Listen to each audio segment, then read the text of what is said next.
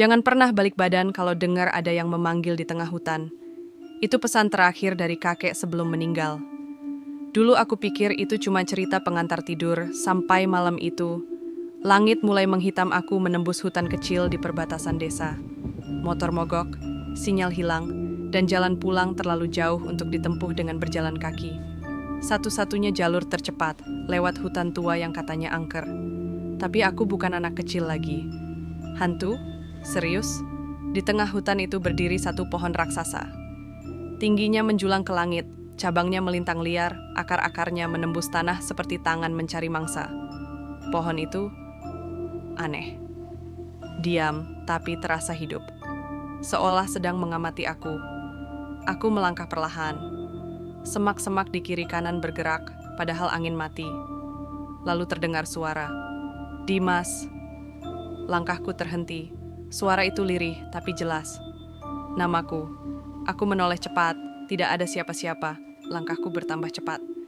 Dimas, tolong aku. Suara itu lagi. Lebih dekat. Lebih menyayat. Tapi tetap tak ada siapapun. Hutan ini kosong.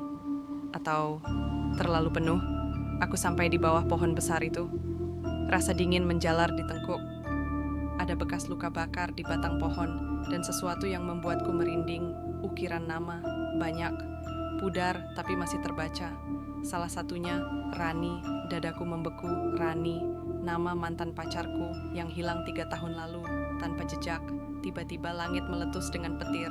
Cahaya kilat memperlihatkan sesuatu.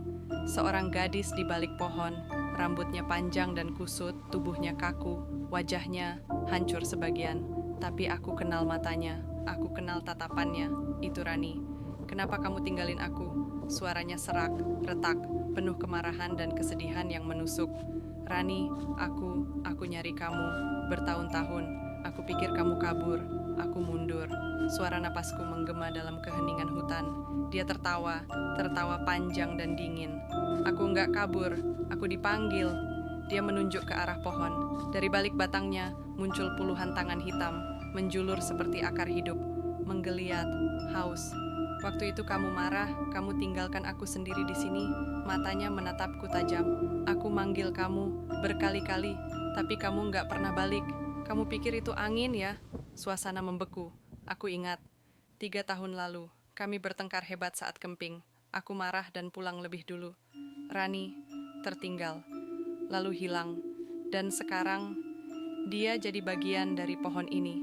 Aku nunggu kamu, dan sekarang aku panggil kamu untuk gantikan aku.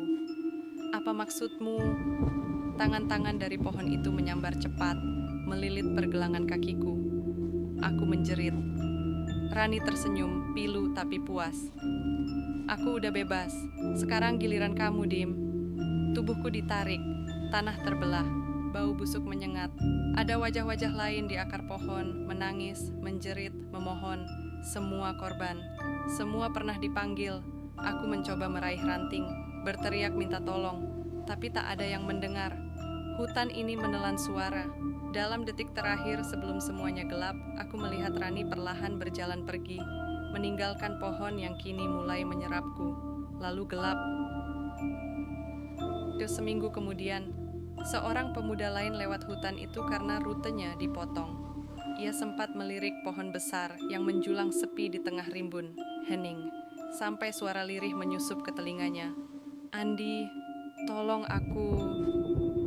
Dia menoleh, tak ada siapa-siapa. Dia melanjutkan langkah. Tapi di balik pohon, 2 sosok berdiri berdampingan, tersenyum. Rani dan Dimas. Dan pohon itu lapar lagi.